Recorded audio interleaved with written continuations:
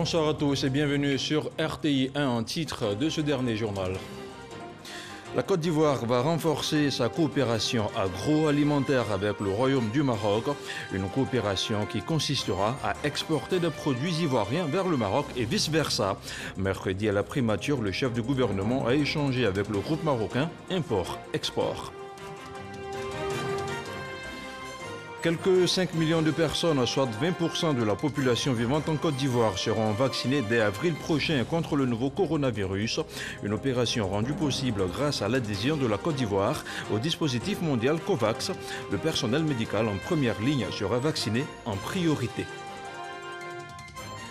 Et puis au Ghana, le NDC rejette la victoire du président sortant Nana Akufo-Addo, réélu mercredi à l'issue d'un scrutin extrêmement serré. Le vote s'était pourtant globalement déroulé dans le calme, même si 5 personnes ont été tuées dans des violences électorales, selon la police. Voilà pour les titres. Merci de suivre RTI 1. Le chef du gouvernement a accordé hier mercredi en fin d'après-midi une audience à un groupe d'hommes d'affaires conduit par l'ambassadeur du Maroc en Côte d'Ivoire. Le groupe exerçant dans le secteur import-export veut renforcer sa coopération avec le pays dans un partenariat gagnant-gagnant. Le reportage d'Alexis Ouedraogo.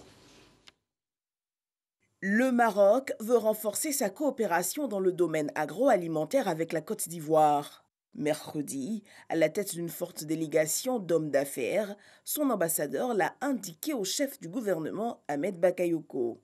Nous sommes venus exposer à Monsieur le Premier ministre un projet de plateforme d'exportation et d'importation de fruits et légumes et de produits agricoles au sens large et aux produits agroalimentaires.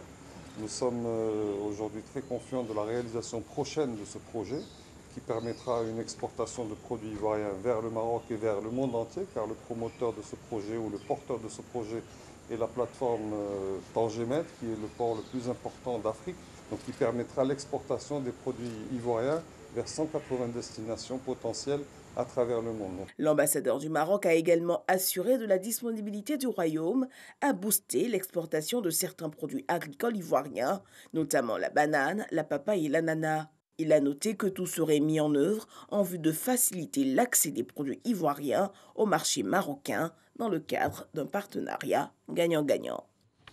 Autre chose à présent, le monde entier célèbre le 10 décembre de chaque année la journée internationale des droits de l'homme. Chez nous, en Côte d'Ivoire, l'anniversaire de la Déclaration universelle des droits humains a été commémoré par le CNDH, le reportage d'Éric Goré.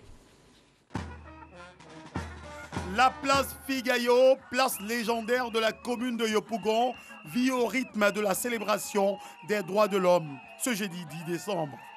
Les défenseurs des droits de l'homme ont pris d'assaut cette place. Ils sont accompagnés des populations de cette commune.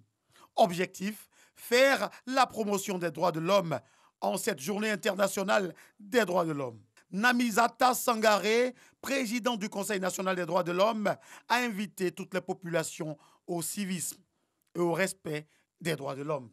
Le 10 décembre est l'occasion pour nous de réaffirmer l'importance des droits de l'homme dans la reconstruction de notre pays.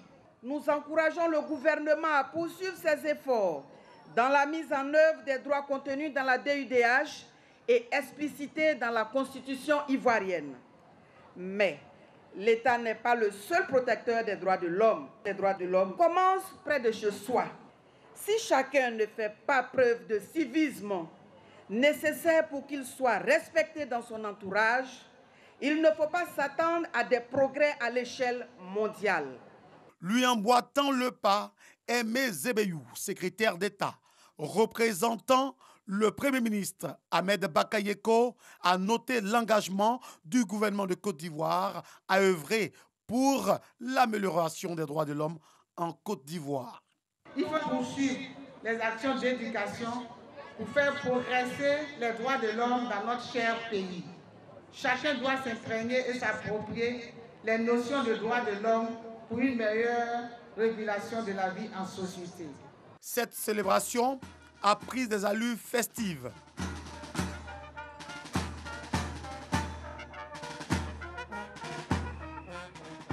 Des stands ont été également installés pour servir de centre d'écoute de fortune, recevant les populations pour les orienter sur la question des droits de l'homme en Côte d'Ivoire.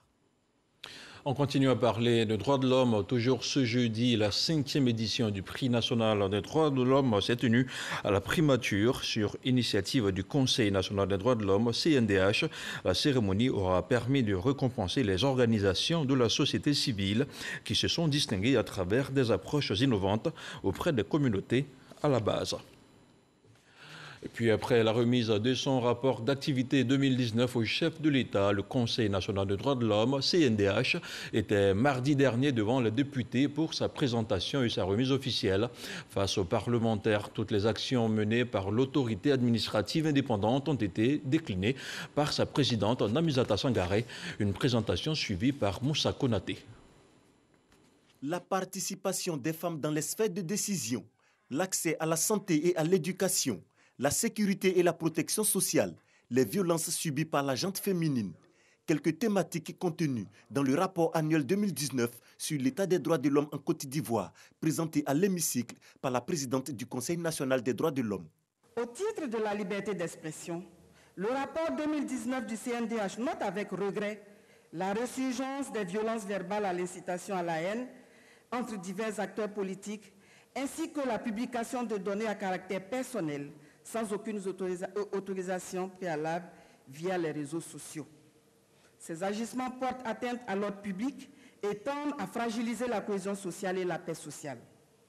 Relativement à la liberté d'association, de réunion et de manifestation, le CNDH a observé sur la période 2019 plusieurs mouvements sociaux qui ont perturbé le bon fonctionnement de certains services, occasionnant ainsi les attentes à certains droits, tels que le droit à la santé, le droit à l'éducation de qualité, le droit à la propriété, la liberté d'aller et de venir. Un exposé suivi d'échanges qui a permis aux députés de comprendre les actions menées par l'institution de défense des droits de l'homme.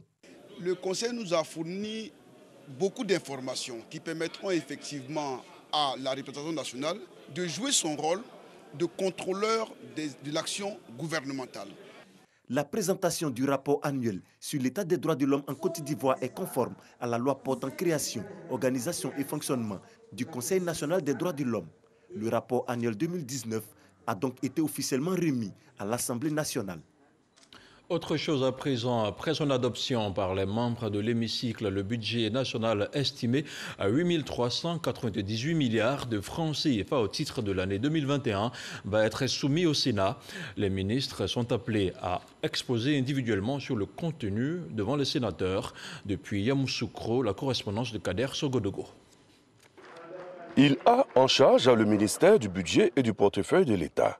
Moussa Sanogo est dans son rôle dans ce grand oral de présentation du budget 2021 de l'État de Côte d'Ivoire. Le projet de budget pour l'année 2021, deuxième budget élaboré sous la forme d'un budget programme qui s'équilibre en ressources et en charges à 8 398,9 milliards de francs CFA, est structuré en 35 dotations et 149 programmes budgétaires logés au sein des institutions et des ministères. La vision générale est dressée. 7 ministères et un secrétariat d'État vont exposer sur leur budget. Le ministère des Affaires étrangères, plus de 103 milliards de francs CFA. Le ministère de l'intégration africaine et des Ivoiriens de l'extérieur, environ 3 500 millions de francs CFA. Le ministère de l'administration du territoire et de la décentralisation, 350 844 millions de francs CFA. Le ministère de la Défense qui dépasse les 353 milliards de francs CFA. Le ministère du Plan et du Développement, 24 819 millions de francs CFA. Un ministère qui prévoit d'ailleurs pour 2021 un recensement général de la population et de l'habitat. Le ministère de la Sécurité et de la Protection civile, 171 619 millions de francs CFA. Le ministère de la Justice et des Droits de l'Homme, 67 164 millions de francs CFA. Et enfin, le secrétariat d'État chargé des droits de l'homme, 3 887 millions de francs CFA. Des budgets qui prennent en compte les salaires, les biens et services, des investissements et d'autres aspects. Tout doit concourir à hisser la Côte d'Ivoire à un niveau enviable. C'est pour cela d'ailleurs que les sénateurs de la Commission des affaires économiques et financières ont validé ces budgets. Leur bonne utilisation ne fera l'ombre d'aucun doute. Le budget 2021 prend en compte le recensement de la population. Je pense que si nous pouvons le faire en mars-avril, c'est bon, sinon nous irons vers le mois d'octobre. Et nous prenons l'engagement de faire en sorte que ces budgets soient utilisés à bon escient pour le bénéfice des Ivoiriens et pour le développement de notre pays. Pour la deuxième journée, il seront au total 13 membres du gouvernement qui exposeront à tour de rôle. Parmi eux, l'éducation nationale, le plus gros budget, avec plus de 1000 milliards de francs CFA. On reste dans le domaine des finances avec cet atelier de constitution d'une base de données sur le paiement mobile dans la zone de l'Union économique et monétaire ouest-africaine UEMOA qui s'est tenue hier mercredi à Abidjan. La rencontre a permis de mettre à l'actif de la direction des politiques macroéconomiques et financières du ministère de l'administration, de l'intégration africaine et des Ivoiriens de l'extérieur. Plus de détails avec Lansine Bakayoko. Au sein de la zone de l'Union économique et monétaire ouest-africaine, les usagers et même les PME ont des difficultés d'accès aux services financiers via les banques classiques. Grâce aux nouveaux moyens de règlement électronique adossés au téléphone mobile, ce problème est en voie de résolution. Mais pour plus d'efficacité et de sécurité, il devient nécessaire de constituer une base de données informationnelle sur les paiements mobiles. Avec l'avènement des téléphones portables, on a autant de possibilités de se constituer aujourd'hui donc une porte-monnaie, de se constituer donc, disons, son propre compte et de mener des transactions à partir donc de ces instruments. C'est de faire en sorte qu'il y ait une sensibilisation de la population autour de cet instrument. De façon spécifique, les experts ont pu faire un état des lieux des textes régissant les moyens de paiement mobile, informer les petites et moyennes entreprises des apports des paiements mobiles dans l'inclusion financière, ainsi que l'écosystème de paiement mobile transfrontalier sous-régional. L'inclusion financière dont il est question, que des Ivoiriens ou des opérateurs économiques installés en Côte d'Ivoire puissent, à partir de leur téléphone portable, simplement régler leurs marchandises au Burkina, au Mali, au Ghana, au Togo, etc. et vice-versa. Dans la zone UEMOA, la Côte d'Ivoire totalise près de 38% des comptes monnaie électroniques, selon la Banque centrale des États de l'Afrique de l'Ouest. Sur un tout autre plan, la Commission nationale du mécanisme africain d'évaluation par les pairs, en collaboration avec la Haute Autorité pour la bonne gouvernance et l'Inspection générale d'État, a procédé à l'élaboration du plan national de gouvernance. Le document constitue un axe important de la stratégie de bonne gouvernance du pays. Un atelier a donc été initié avec toutes les parties prenantes en vue de créer un consensus sur la feuille de route du plan national de gouvernance. Les explications de Moussa Konaté. La Côte d'Ivoire s'est engagée à élaborer un plan national de gouvernance. Cet atelier, initié par la Commission nationale du MAEP, mécanisme africain d'évaluation par les pairs, vise la finalisation du programme national de gouvernance pour la période 2021-2025. La CNMAEP a initié l'élaboration du PNG dont les étapes majeures ont porté sur la mise en place d'un cadre organisationnel comprenant un comité de pilotage, un comité technique et une plateforme de dialogue. Mais aussi, il faut noter au titre des actions majeures, la sensibilisation et l'engagement des parties prenantes structurés en 14 groupes majeurs représentant toutes les couches socio-professionnelles ivoiriennes. Le plan national de gouvernance 2021-2025, un document de référence en matière de gouvernance. Le ministre de l'intégration africaine et des Ivoiriens de l'extérieur se réjouit de l'initiative. Depuis 2015, la CNMAEP a lancé le processus d'auto-évaluation qui a permis d'évaluer notre système de gouvernance. Le gouvernement a ainsi donné un signal fort à son engagement pour la gouvernance en acceptant l'opinion des populations sur la marche de notre nation. Le gouvernement de Côte d'Ivoire est ouvert à toute proposition et initiative qui vise à améliorer la gouvernance de notre pays. Après les travaux de cet atelier, le document final sera transmis aux autorités pour validation. Le ministre de la Sécurité et de la Protection civile assurant l'intérim de l'administration du territoire et de la décentralisation a procédé mardi dernier au lancement officiel du projet Eau, assainissement et hygiène des municipalités en Afrique de l'Ouest. En abrégé MONIWASH, ce mini-projet régional financé par l'USAID et mis en œuvre au Bénin et en Côte d'Ivoire vise à aider les administrations publiques et municipales ainsi que les fournisseurs de services à mieux répondre aux besoins des populations en eau potable. Et pour la mise en œuvre du projet, les mairies des 8 localités ciblées ont signé avec la coordination du MONIWASH des mémorandums d'entente pour mieux encadrer la collaboration. En Côte d'Ivoire, selon le rapport 2019 du programme GMP, la proportion de la population ayant accès à l'eau de façon améliorée et sécurisée est de 37%.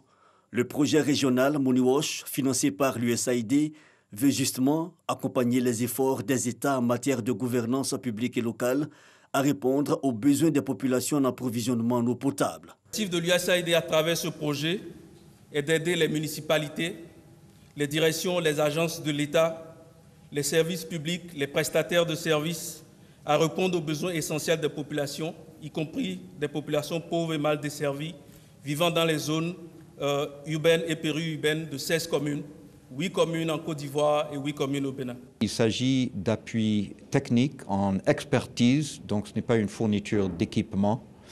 Et j'envisage que ce sera vers les 7 millions de dollars en Côte d'Ivoire seulement, probablement.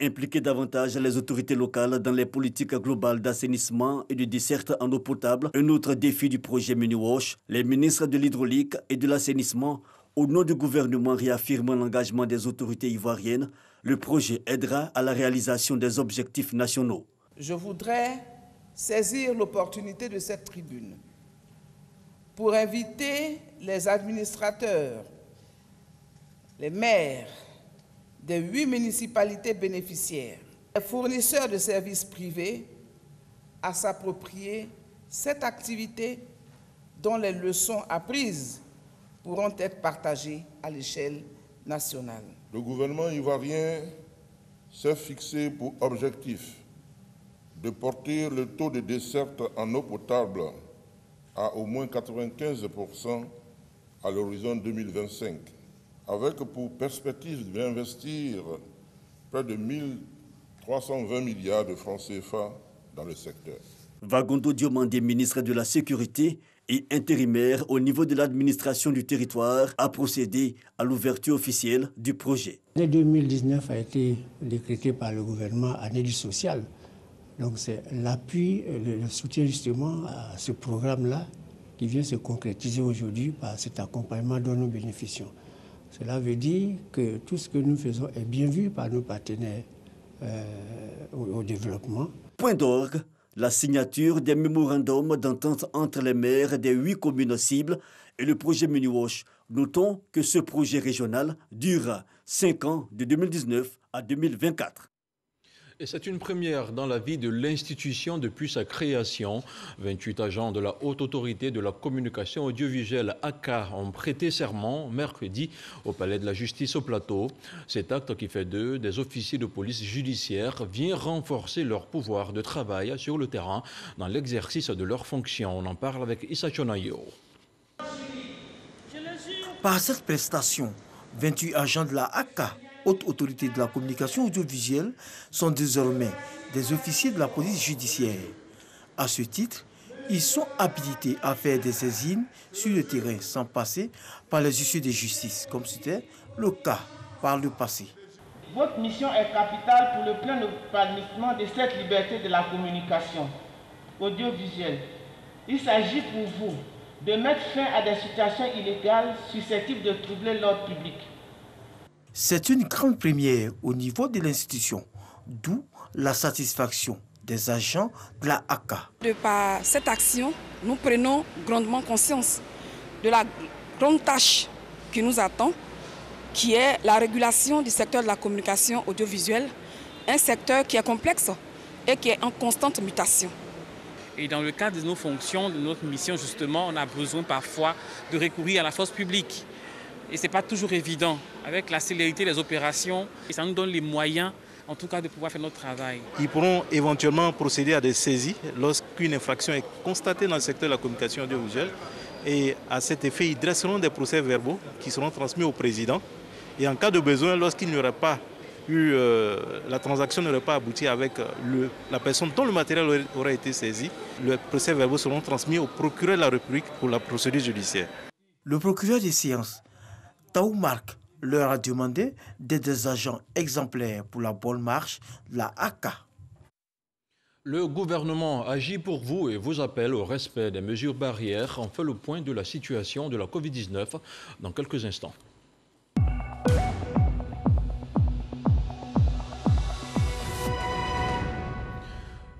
Le ministère de la Santé et de l'Hygiène publique a enregistré ce jour, jeudi 10 décembre 2020, 43 nouveaux cas de Covid-19 sur 1611 échantillons prélevés, soit 2,7% de cas positifs, 27 guéris et 0 décès. À la date du 10 décembre, la Côte d'Ivoire compte donc 21 590 cas confirmés, dont 21 203 personnes guéries, 133 décès et 254 cas actifs. Le nombre total d'échantillons est de 229 493. L'administration du vaccin restera volontaire. Éligible dans le cadre du mécanisme COVAX, la Côte d'Ivoire va recevoir le vaccin du laboratoire Pfizer contre la Covid-19. Les populations vulnérables seront prioritaires et des campagnes de sensibilisation et d'éducation communautaire seront menées avant le lancement de l'opération de vaccination sur toute l'étendue du territoire national. Pour éclairer l'opinion, le ministre de la Santé et de l'Hygiène publique était devant la presse ce jeudi. Le compte-rendu de Didier Nguessan. En avril 2021, 5 millions de personnes vont bénéficier d'un vaccin contre la Covid-19 en Côte d'Ivoire. Il s'agit du personnel de santé, des forces de défense et de sécurité, des personnes âgées de plus de 50 ans, des malades de pathologies chroniques et des voyageurs internationaux. Toutefois, la démarche est volontaire. Le ministre de la Santé et de l'Hygiène publique, Eugène Akaouele, fait le point sur l'état de préparation de la Côte d'Ivoire. Dans le cadre de la préparation à l'utilisation au vaccin dans la lutte contre la Covid-19, la Côte d'Ivoire fait partie des 92 pays qui ont adhéré au mécanisme COVAX. C'est un mécanisme de financement pour accélérer et réserver les vaccins contre la Covid-19 afin de garantir un accès aux pays à faible revenu et à revenus intermédiaires à des vaccins de qualité. Après l'adhésion de la Côte d'Ivoire au COVAX, la Côte d'Ivoire a reçu un chronogramme de transmission de demandes de soutien, une demande d'assistance technique, une demande de vaccins à transmettre au plus tard le 7 décembre et une demande d'équipement de chaînes de froid. Avec moins de 5% de taux de positivité à la Covid, le pays contrôle la maladie selon les normes sanitaires. Toutefois, la prévention reste de mise avec l'option du vaccin. Une demande de Gavi nous est parvenue le 3 décembre pour figurer parmi les premiers pays du mécanisme COVAX à bénéficier du vaccin de Pfizer. Cependant, afin de recevoir ces vaccins, la Côte d'Ivoire doit, dans un premier temps, marquer son accord de principe et, dans un second temps, disposer d'une nouvelle chaîne de froid, compte tenu que le vaccin Pfizer se conserve à 70 degrés C. En plus du vaccin de Pfizer, le groupe de travail mis en place par le ministère de la Santé s'intéresse également au vaccin du groupe français Sanofi, AstraZeneca de la Grande-Bretagne et ceux de la Chine et de la Russie. Politique, à présent, le Rassemblement des oufouettistes pour la démocratie et la paix, RHDP, était ce jeudi face à la presse. Son porte-parole principal a dénoncé la récente sortie du président du PDCI RDA. Selon Kobenan Kwasi Adjoumani, la récente déclaration d'Henri Konan Bédié tente à saper le processus de normalisation de la situation sociopolitique en cours. Alexis Ouetraogo. Le RHDP était ce jeudi face à la presse. Le parti a voulu donner réponse à la récente déclaration du président du PDCI RDA. Le RHDP dénonce, dans la forme comme dans le fond, cette déclaration qui est en réalité un aveu d'échec, mais pire, qui laisse transparaître un déficit de civisme et une irresponsabilité criarde d'une partie de la classe politique nationale. Pour le RHDP, cette sortie vient entretenir l'idée d'un pays en crise, chose que le parti condamne. Le RHDP condamne sans réserve l'obstination du président du PDCI-RDA à vouloir coûte que coûte conduire le pays dans le chaos. Le RHDP invite les autorités compétentes à prendre toutes les mesures que commande la préservation de la paix et de l'ordre public afin que la quiétude des Ivoiriens ne puisse plus être troublée par les ennemis de la paix. Le RHDP rappelle au président du PDCI-RDA que la paix n'est pas un mot, mais un comportement.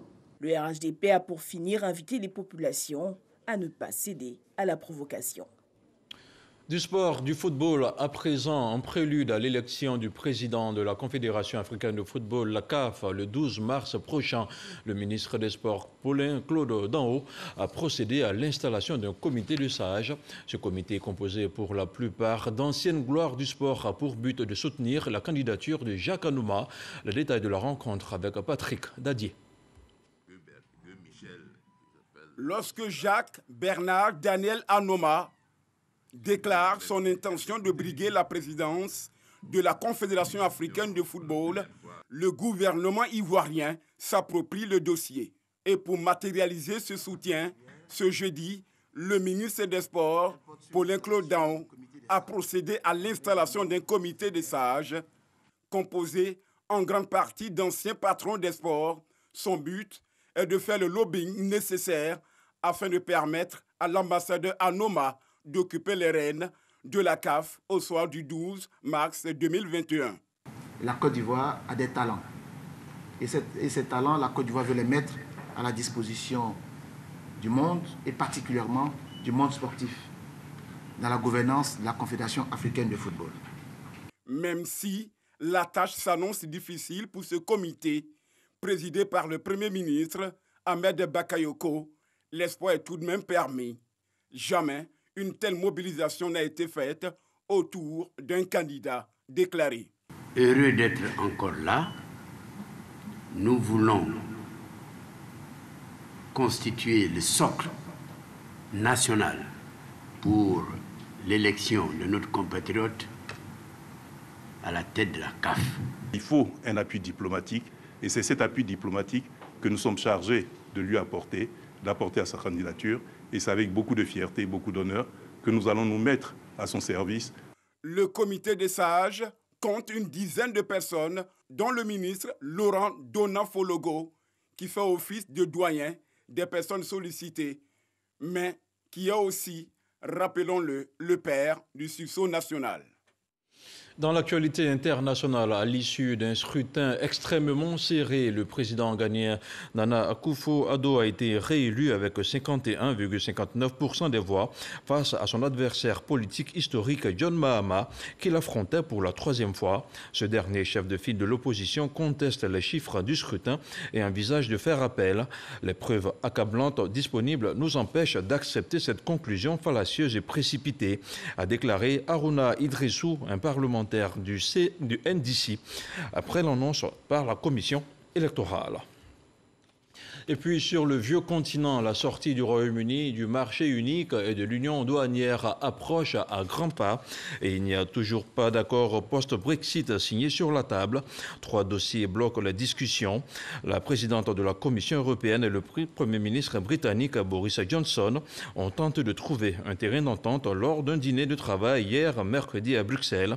Les deux camps ayant des positions très éloignées ont fixé à dimanche 13 décembre la date butoir pour conclure un accord commercial post-Brexit. Et puis au Liban, le Premier ministre démissionnaire Hassan Diab et 3 anciens ministres ont été inculpés de négligence par un juge dans l'enquête sur l'explosion dévastatrice au port de Beyrouth en août dernier. Quelques jours après l'explosion, le Premier ministre Hassan Diab a démissionné sous la pression de la rue, mais il continue depuis de gérer les affaires courantes en attendant la formation d'un nouveau gouvernement. Il s'agit des premiers responsables politiques à être inculpés dans le cadre de l'enquête sur l'explosion qui a fait plus de 200 morts et 6500 blessés et détruit le port et les quartiers de la capitale. Voilà, ce journal est terminé. Merci de l'avoir suivi. Rendez-vous demain matin dans Matin Bonheur. Bonne soirée à tous sur RTI1.